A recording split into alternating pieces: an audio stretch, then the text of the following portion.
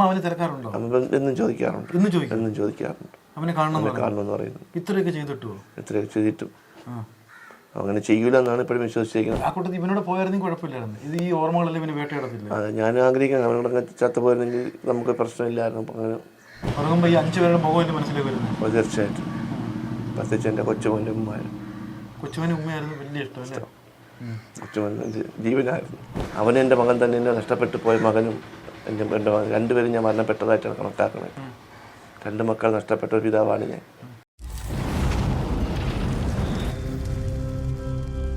ഈ അഫാൻ എന്ന പേര് കേൾക്കുമ്പോൾ നമ്മുടെയൊക്കെ മനസ്സിലൊരു പേടിയാണോ, ഒരു ദേഷ്യമാണോ, സങ്കടമാണോ, ഒന്നും അറിയാത്തൊരവസ്ഥയല്ലേ? ശരിക്കും പറഞ്ഞാൽ അങ്ങനെ ഒരു വ്യക്തിയെ പറ്റി നമ്മൾ ആരും കേട്ടുമില്ല. ആദ്യത്തെ അനുഭവമാണ്. ശരിക്കും പറഞ്ഞാൽ അഫാൻ്റെ കാര്യമല്ല പറയുന്നത്. അതിനെയൊക്കെ അതിജീവിക്കാൻ, അല്ലെങ്കിൽ ഇനിയിപ്പോൾ എങ്ങനെ ജീവിക്കാൻ പറ്റുമെന്നുള്ള ആ ഒരു വേദനയോടെ ഇപ്പോൾ കരഞ്ഞു തീർക്കുന്ന ഒരു പിതാവുണ്ട്, അഫാൻ്റെ സ്വന്തം അച്ഛൻ. അദ്ദേഹത്തിൻ്റെ മുഖം നമുക്ക് തന്നെ പല മാധ്യമങ്ങളിൽ കണ്ടപ്പോൾ നമുക്ക് തന്നെ സഹിക്കാൻ പറ്റുന്നില്ല. എല്ലാം പോയി, ജീവിതം പെരുവഴിയിലായി, ജോലി പോയി, മക്കളെ പോയി, ഭാര്യയുടെ ജീവിതം, ഇങ്ങനെ എല്ലാം കൊണ്ട് തകർന്ന തരിപ്പണമായിട്ട് നിൽക്കുന്ന ആ മനുഷ്യൻ്റെ മുഖം നമ്മുടെ ഒരു മലയാളി പോലും മനസ്സിലാക്കാൻ പറ്റത്തില്ല. ഒരു മലയാളിക്ക് പോലും ഉൾക്കൊള്ളാൻ പറ്റത്തില്ല. ശരിക്കും പറഞ്ഞാൽ ഇക്കയൊക്കെ അദ്ദേഹത്തിൻ്റെ ജീവിതം അടുത്തറിഞ്ഞൊരു വ്യക്തിയാണ്. ശരിക്കും പറഞ്ഞാൽ ഇവിടുന്ന് പോകുമ്പോൾ ഒരുപാട് പ്രതീക്ഷയോടെ ഗൾഫിലേക്ക് പോവുകയാണ്. കുടുംബം പോറ്റണം, മക്കളെ നന്നായിട്ട് വളർത്തണം, നല്ലൊരു വീട്, ആ ഒരു സ്വപ്നങ്ങളുമായിട്ട് റഹീം ഗൾഫിലേക്ക് പോകുന്ന ഒരു കാഴ്ച നിങ്ങളുടെയൊക്കെ മനസ്സിലുണ്ടല്ലേ? ഇല്ലേക്കാ? ശരിക്കും പറഞ്ഞാൽ റഹീം ഒരുപാട് സ്വപ്നങ്ങളോട് പോയി ഇപ്പോൾ തകർന്ന തരിപ്പണമായിട്ടാണ് തിരിച്ചു വന്നേക്കുന്നത്. പൂർണ്ണമായും ഒരു 2 കൈയും വിട്ടുള്ള ഒരു കയറി കിടക്കാനായിട്ടൊരു വീടില്ല, സ്വന്തമായിട്ടൊരു ഭവനവും വസ്തുവുണ്ട്, പക്ഷെ അതിനകത്തൊന്നും കയറാൻ കഴിയുന്നില്ല. അങ്ങനെ ഒരു അവസ്ഥയിലാണുള്ളത്. ഇപ്പം അദ്ദേഹം സഹോദരങ്ങളുടെ സംരക്ഷണയിലാണ് കഴിഞ്ഞു പോയിക്കുന്നത്. അപ്പോൾ ഇദ്ദേഹം ഗൾഫിലേക്ക് പോകുമ്പോഴൊക്കെ നിങ്ങൾ ആ ഒരു ഭയങ്കര സന്തോഷത്തോടെ മക്കളെയൊക്കെ വളർത്തണം പറഞ്ഞ് സന്തോഷത്തിൽ പോകുന്ന ഒരു കാലഘട്ടം ഉണ്ടായിരുന്നു. അതിന് സാക്ഷിയാണ് നിങ്ങൾ? അതിന് സാക്ഷിയാണ്. നമ്മൾ ഒരുമിച്ച്, ഒരേ പ്രായക്കാർ ഒരുമിച്ച് ഉള്ളവരാണ്. അദ്ദേഹത്തിൻ്റെ ചെറുപ്പ കാലഘട്ടത്തിൽ ട്യൂഷൻ അധ്യാപകനായിട്ട് പോയിക്കൊണ്ടിരുന്ന ആളാണ്. പിന്നെ ബസ്സിൽ സ്റ്റാഫായിട്ട് പ്രൈവറ്റ് ബസ്സിൽ കണ്ടക്ടറായിട്ടൊക്കെ പോയി. അങ്ങനെ നിൽക്കുമ്പോഴത്തേക്കാണ് വിവാഹമൊക്കെ നടക്കുന്നത്. ഇങ്ങനെയൊന്നും പിന്നെ അവർ ജീവിതത്തിൻ്റെ പ്രാരാബ്ദത്തിൻ്റെ ഭാഗമായി ഗൾഫിലേക്ക് പോയതാണ്. ഒരുപാട് വർഷം ആയി ഗൾഫിൽ നിന്നിട്ട് ഇപ്പോൾ 2 കൈയും വിട്ട് ഉടുതുണി മാത്രമായിട്ട് നിൽക്കുന്നത്. ഈ സംഭവം നടന്ന മകനും അല്ലെങ്കിൽ അമ്മയൊക്കെ, അല്ലെങ്കിൽ ആ മകൻ അമ്മയെ ഉപദ്രവിച്ച വീട്ടിലും അല്ലെങ്കിൽ ഇളയ സഹോദരനെ കൊന്ന വീട്ടിലൊക്കെ ഈ റഹീം പോയായിരുന്നോ? അറിയാമോ? പിന്നെ സഹോദരങ്ങളെ വീട്ടിൽ പോയി. പിന്നെ അദ്ദേഹത്തിന് മറ്റൊരു ആഗ്രഹമുള്ളതെന്ന് പറഞ്ഞാൽ ഈ പയ്യൻ സ്നേഹിച്ചു വെച്ചിരുന്ന ഒരു പെണ്ണിനെ ആ വീട്ടിൽ പോയി. ഇദ്ദേഹം നിരപരാധിയാണല്ലോ. നിരപരാധിത്വം അവരൊന്ന് ബോധ്യപ്പെടുത്താനും അവരുടെ വിഷമത്തിൽ പങ്കുചേരാനും ഇദ്ദേഹത്തിന് ആഗ്രഹമുണ്ട്.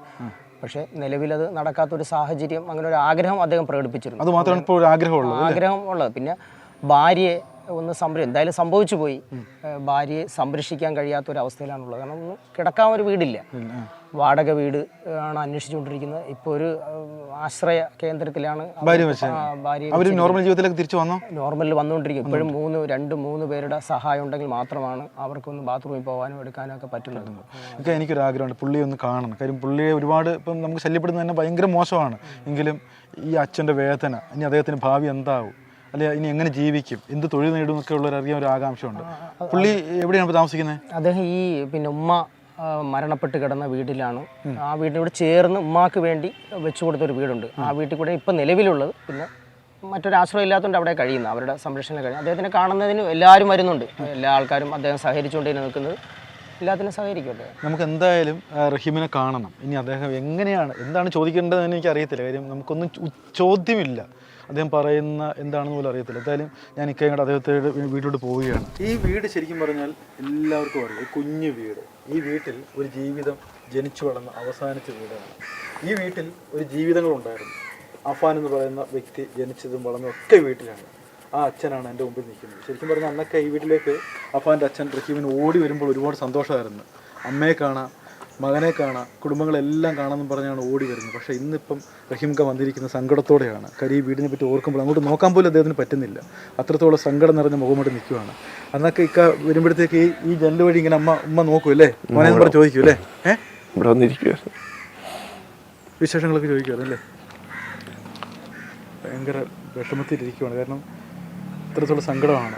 കാര്യം എപ്പോൾ വന്നു മോനെ, അല്ലെങ്കിൽ നമുക്ക് സുഖമാണോ എന്നൊക്കെ പറഞ്ഞ് ചോദിക്കാൻ വേണ്ടി എപ്പോഴും ഈ ജനലിൻ്റെ അപ്പുറത്ത് ഉമ്മയുണ്ടായിരുന്നു.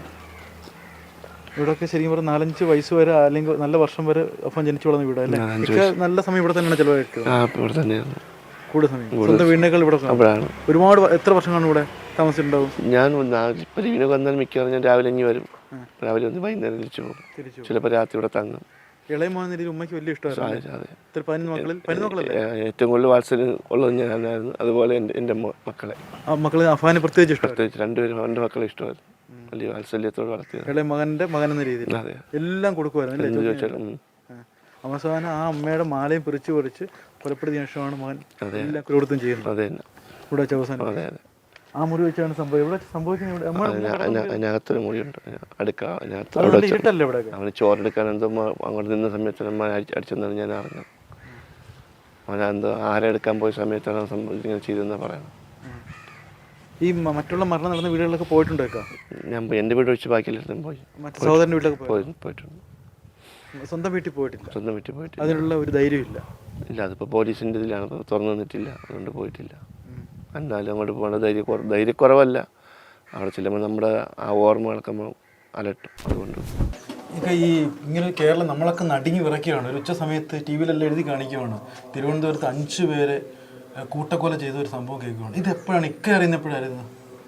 ഞാൻ സൗദി അറേബ്യയിൽ 3-3:30 മണി സമയം, ഏകദേശം ഇവിടുത്തെ 6 മണി. അപ്പോൾ അപ്പോഴും അഫാനാണെന്ന് അറിയുന്ന? ഇല്ല അല്ല, അവൻ്റെ കാര്യം പറയുന്നില്ല. മരണപ്പെട്ടു എന്ന് വിളിച്ചു പറഞ്ഞു. പിന്നെ തൊട്ട് പിറകെ എൻ്റെ സുഹൃത്തുണ്ടായിരുന്നു, നവാസ് എന്ന് പറയും. അവൻ റിയാദിലുണ്ട്. അപ്പോൾ അവൻ വിളിച്ചു പറഞ്ഞാൽ നിൻ്റെ വീട്ടിൽ ഇതുപോലെ എന്തോ നിൻ്റെ കൊച്ചു മോനെയും മയക്കത്തിൽ അടിച്ചെന്നാ പറ്റിയെന്നൊക്കെ പറഞ്ഞു. അപ്പോൾ അത് തൊട്ടുപുറത്തൊരു പോലീസുകാരുണ്ട്, അയാൾ വിളിച്ചായിരുന്നു. ഞാൻ തിരിച്ചു വിളിച്ച് പറഞ്ഞു അവിടെ എന്തോ പോലീസും ഫയർഫോഴ്സും വന്ന് കിടക്കണമെന്ന് പറഞ്ഞു, നീ ഒന്ന് വിളിച്ച് അന്വേഷിച്ചെന്ന് പറഞ്ഞു. പിന്നീടാണ് ഇങ്ങനെ ടി വിയിൽ ഓരോന്നോരോ ഇങ്ങനെ വന്നുകൊണ്ടിരുന്നത്. പിന്നെ യാഥാർത്ഥ്യമൊക്കെ മനസ്സിലാക്കി, എല്ലാം മനസ്സിലാക്കി. 5 പേര് സ്വന്തം മകൻ കൊന്നു. 5 പേരെ കൊന്നു. ഒരാളെ വൈഫിനെ ഇതുപോലെ സീരിയസ് ആശുപത്രിയിലേക്ക് മാറ്റിയെന്ന് പറഞ്ഞു. ശരിക്കും പറയുക നിങ്ങൾ എങ്ങനെ അതിജീവിച്ചെന്നുള്ള ആ രാത്രി തുടർന്ന ദിവസങ്ങളൊക്കെ എങ്ങനെ അതിജീവിച്ചതിനെ?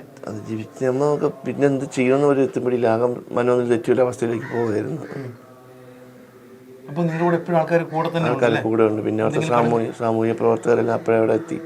ഈ അഫാനോട് സംസാരിക്കുന്ന എപ്പോഴായിരുന്നു? അഫാൻ ഈ സംഭവത്തിൽ ഒരാഴ്ച മുന്നേ സംസാരിച്ചു. ഒരാഴ്ച മുമ്പ്? എന്തോ നിങ്ങൾ സംസാരിച്ചത്? സ്നേഹത്തിലാണ് നിങ്ങൾ? ആണ്. സുഹൃത്തുക്കളെ പോലെ അവൻ്റെ എല്ലാ കാര്യങ്ങളും നമ്മളങ്ങനെ സംസാരിക്കും. 4 പേരും അങ്ങനെ കഴിഞ്ഞത്.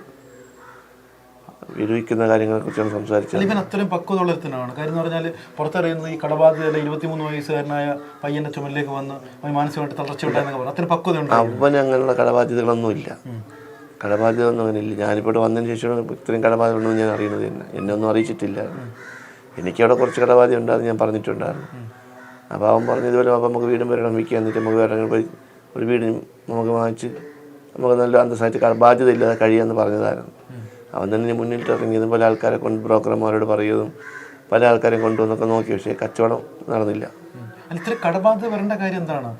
കടബാധ്യത എനിക്കറിയത്തില്ല, ഇവിടുത്തെ കടബാധ്യത അറിയത്തില്ല എന്താണെന്നുള്ളത്. ഈ 65 ലക്ഷം ഉണ്ടെന്നൊക്കെ പറയുന്നത് സത്യമാണോ? ഇതിനെക്കുറിച്ച് എനിക്ക് കൂടുതലായിട്ട് അറിയത്തില്ല.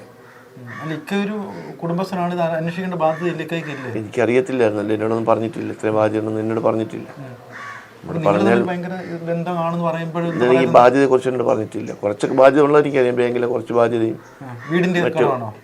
ബാങ്കിലെ ഈ കുറച്ച് ബാധ്യത ഉണ്ട്, ഒരു ലോണുണ്ട്. പിന്നെ അവരെ കുഞ്ഞുമാടെ കയ്യിൽ നിന്ന് കുറച്ച് സ്വർണ്ണാഭരണങ്ങളും പൈസയും പലിശക്കായിട്ട് തന്നിട്ടുണ്ടായിരുന്നു. ആ ബാധ്യത രണ്ടും എനിക്കറിയാമെന്നുള്ളൂ. മറ്റു ബാധ്യതയെ കുറിച്ചൊന്നും പറഞ്ഞിട്ടില്ല. ഇല്ല. എന്താ വിചാരിക്കുന്നത്? ഇങ്ങനെ ഒരു വ്യക്തിക്ക് ഒരു മകൻ ഇങ്ങനെ ചെയ്യാൻ പറ്റുമോ? ഒരാൾക്ക് ചെയ്യാൻ പറ്റും? മകൻ വീട് ഒരാൾക്ക് ഇങ്ങനെ ചെയ്യാൻ പറ്റുമോ? എന്താ വിചാരിക്കുന്നത്? ഒരിക്കലും പറ്റൂല. എന്താണ് സംഭവിച്ചത് നമുക്കറിയത്തില്ല. അവൻ്റെ മാനസികാവസ്ഥ എന്തെല്ലായിരുന്നു, എന്ത് ചെയ്തതെന്ന് നമുക്കറിയത്തില്ല. പുറത്ത് വരുന്ന മുഴുവൻ അങ്ങനെയാണല്ലോ. അതിലൊക്കെ വിശ്വസിക്കുന്നില്ല. ഒരു മനുഷ്യരും വിശ്വസിക്കുന്നില്ല. നമുക്ക് തന്നെ വിശ്വാസം പറഞ്ഞത് ഇപ്പോഴും. നിങ്ങൾ തമ്മിൽ അതിനുശേഷം നേരിട്ട് കണ്ടിട്ടുണ്ടോ? മകനോട് കണ്ടിട്ടുണ്ടോ? ഇല്ല, കണ്ടിട്ടില്ല. അല്ല, ചോദിക്കണ്ടേ എന്തിനാണ് ഇങ്ങനെ ചെയ്യുന്ന? ചോദിക്കണ്ട. ഇല്ല, ഞാൻ ചോദിക്കുന്നവനെ കാണണമെന്ന് ആഗ്രഹമില്ല. അല്ല, ഇന്നലെ ആ ഒരു സംശയം മനസ്സിൽ നിൽക്കില്ല, എന്തിനാടാ നിന്റെ കുഞ്ഞനുജനെ അല്ലെ എൻ്റെ ഇളയ മോനെ കൊണ്ടുവന്നൊക്കെ? അത് അവർക്ക് രണ്ടുപേർക്കും അറിയാം. എൻ്റെ വൈഫിനും അറിയാം, അവനും അറിയാം എന്താണ് സംഭവങ്ങളെന്ന്. അവർ രണ്ടുപേർക്കും അറിയാം.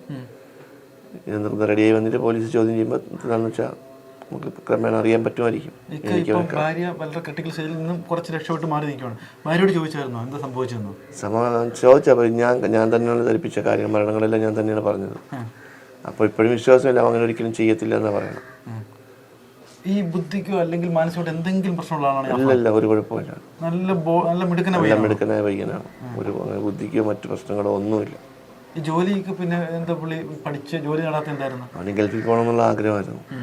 പക്ഷേ കുറച്ച് സമയം എടുക്കുമെന്ന് ഞാൻ പറഞ്ഞ സമാധാനപ്പെട്ടുന്നില്ല, നമുക്ക് എന്തെങ്കിലും ചെയ്യാന്നൊക്കെ പറഞ്ഞതായിരുന്നു. ഈ പ്രേമത്തിന്റെ കാര്യമൊക്കെ അറിയായിരുന്നു, അവസാനമായിട്ടുള്ളത് അതറിയാം.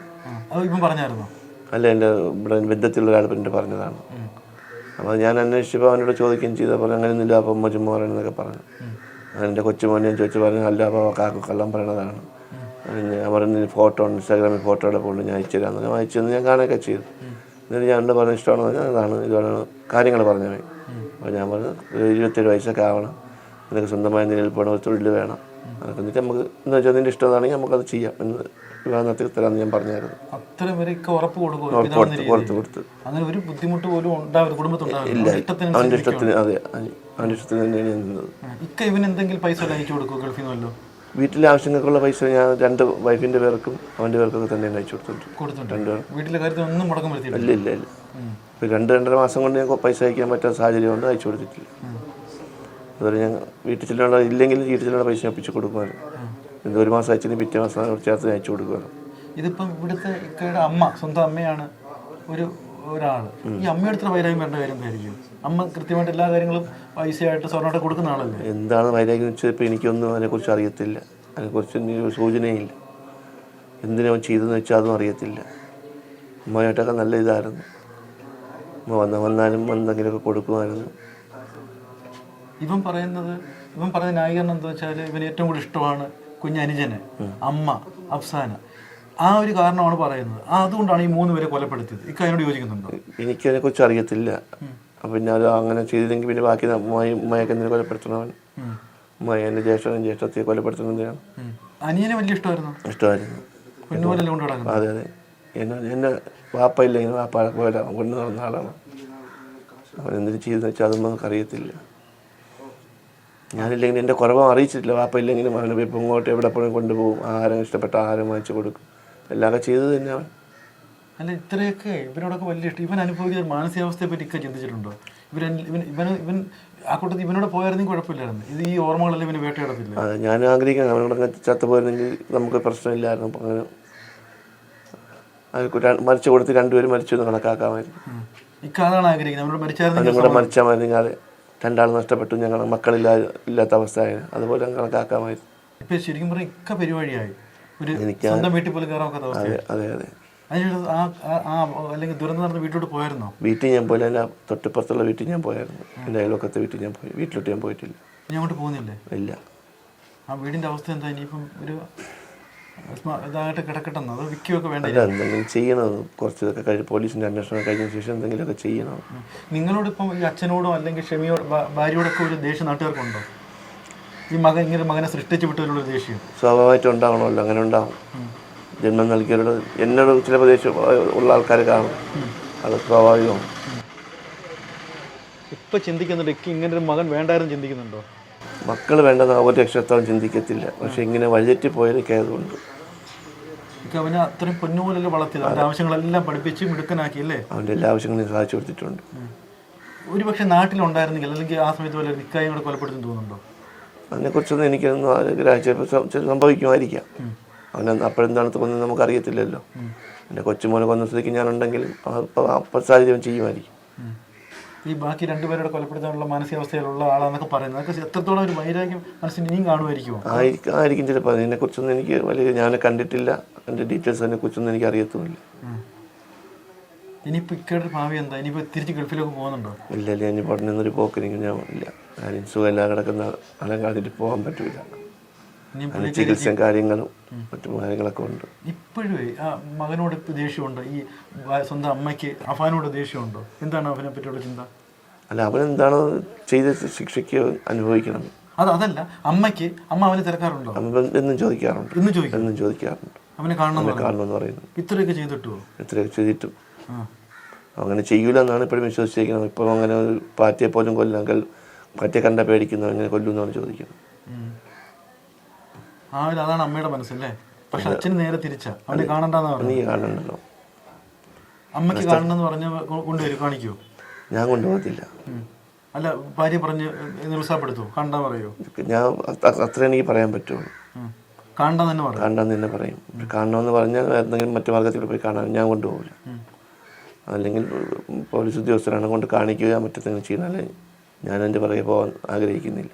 ഇവർ രാത്രി പോലും സ്വസ്ഥമായി ഉറങ്ങി കാണത്തില്ലല്ലേ? ഉറങ്ങിയിട്ട് കുറേ കാലമാവും, ഉറക്കമൊന്നും വരത്തില്ല. ഉറങ്ങുമ്പോൾ ഈ 5 പേരുടെ മുഖം എൻ്റെ മനസ്സിലേക്ക് വരുന്നത്? അപ്പോൾ തീർച്ചയായിട്ടും, പ്രത്യേകിച്ച് എൻ്റെ കൊച്ചുമോൻ്റെ ഉമ്മയാണ്.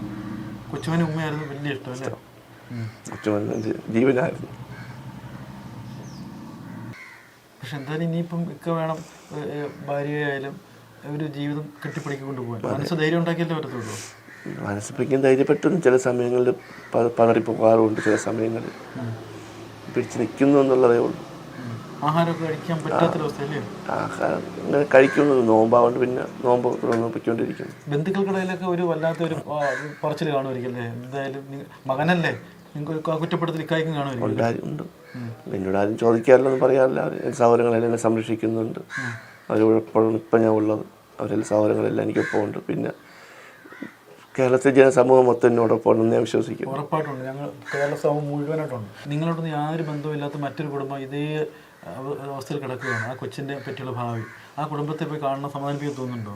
ഞാൻ പല മാധ്യമങ്ങളിലും ഞാൻ പറഞ്ഞു പോകണമെന്നൊക്കെ ആഗ്രഹമുണ്ട് ഇപ്പോഴും. പക്ഷേ അവർക്ക് എന്നെ എങ്ങനെ ഉൾക്കൊള്ളാൻ പറ്റുമെന്ന് എനിക്കറിയത്തില്ല. അവർ പ്രതികരിക്കുമെന്ന് എനിക്കറിയത്തില്ല. അതുകൊണ്ട് ഞാൻ തൽക്കാലം പോകുന്നില്ല. എന്തായാലും അവരോട് പറയാനുള്ള എന്തൊക്കെ ആ കുടുംബത്തോട്? നഷ്ടപ്പെട്ടു പോയതാണ്. അത് എന്നെക്കാളും വേദന അനുഭവിക്കുന്ന ആൾക്കാരായിരിക്കും. എല്ലാം നമ്മുടെ വിധിയായി കണക്കാക്കാനേ പറ്റുള്ളൂ. അത്രയേ ഉള്ളൂ. പക്ഷേ ഈ ജന്മത്ത് മകനെ കാണുന്നില്ല എന്ന് വിചാരിച്ചു തീരുമാനിക്കുമോ? ഒരു അച്ഛൻ അങ്ങനെ കാണാതിരിക്കാൻ പറ്റുമോ?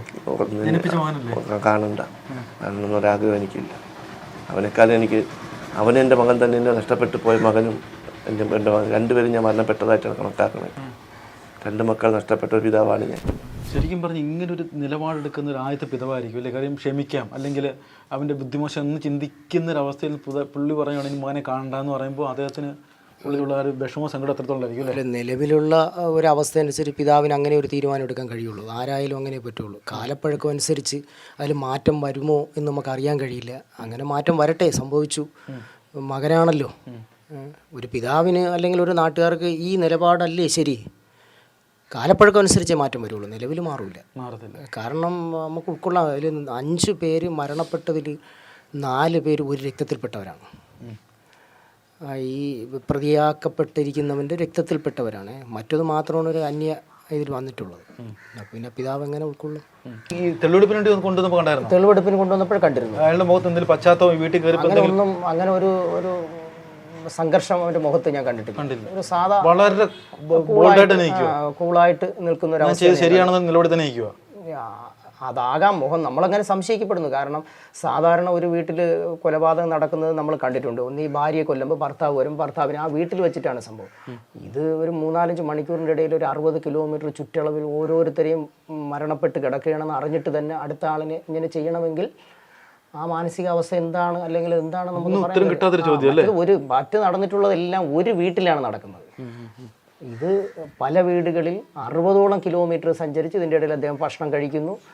പിന്നെ സ്വന്തം വീട്ടിൽ ഉമ്മ ഈ അവസ്ഥയിൽ കിടക്കുമ്പോഴത്തേക്കാണ് ആ വീട്ടിൽ വെച്ചിട്ട് വേറെ ഒരു പെണ്ണിനെ വിളിച്ച് വരുത്തിക്കുന്നത്. ആ പെണ്ണ് വധിക്കപ്പെട്ട് കിടക്കുമ്പോഴത്തേക്കാണ് സ്വന്തം അനുജനെ ചെയ്യുന്നത്. അപ്പോൾ ഇതെല്ലാം അതിൻ്റെ മാനസികാവസ്ഥ അങ്ങനെ ഉള്ളപ്പോൾ ഒരു പിതാവ് എന്ത് നിലപാടെടുക്കും? എന്തായാലും നമുക്ക് ശരിക്കും പറഞ്ഞാൽ അഫാൻ എന്ന് പറഞ്ഞ ആ വ്യക്തിയെ നമുക്കറിയില്ല, ഇപ്പോഴും പിടികിട്ടാത്തൊരു സമസ്യയായിട്ട് അദ്ദേഹത്തിൻ്റെ ജീവിതം അവസാനിക്കുകയാണ്, അല്ലെങ്കിൽ മുന്നോട്ട് പോവുകയാണ്. നമുക്ക് എന്തായാലും ജീവിതത്തിലേക്ക് കൊണ്ടുവരേണ്ട ഒരു വ്യക്തിയാണ് റഹീംക, അദ്ദേഹത്തിൻ്റെ ഭാര്യ. നമ്മുടെ സമൂഹം 2 കൈയോടെ നീട്ടിപ്പിടിച്ച് അദ്ദേഹത്തെയും ഭാര്യയും നമുക്ക് സമൂഹത്തിലേക്ക് കൊണ്ടുവരണം. ഇനി അവർ നമ്മുടെ സമൂഹത്തിൽ ജീവിക്കണം. ഒരുപാട് ബാധ്യതകളുണ്ട്, പ്രശ്നങ്ങളുണ്ട്. ഇനി എങ്ങനെ ജീവിക്കുന്നു എന്നുള്ള ചോദ്യങ്ങൾ ഒരുപക്ഷെ ഇവിടെ അലട്ടുന്നുണ്ടാവാം. എന്തായാലും ഈ കൈയുടെ അല്ലെങ്കിൽ ഷെമിയുടെയൊക്കെ ജീവിതം എല്ലാ പ്രേക്ഷകരിലേക്ക് എത്തിക്കുകയാണ്. ഒരുപാട് ചോദ്യങ്ങൾ ഇപ്പോഴും അവശേഷിക്കുകയാണ്. ഈ എപ്പിസോഡ് എല്ലാ പ്രേക്ഷകരിലേക്ക് എത്തിക്കുന്നു. ഇനി മറ്റൊരു അറിയാ കഥയുമായി വീണ്ടും ഞാനെത്തും. അതുവരേക്കും എല്ലാ പ്രേക്ഷകർക്കും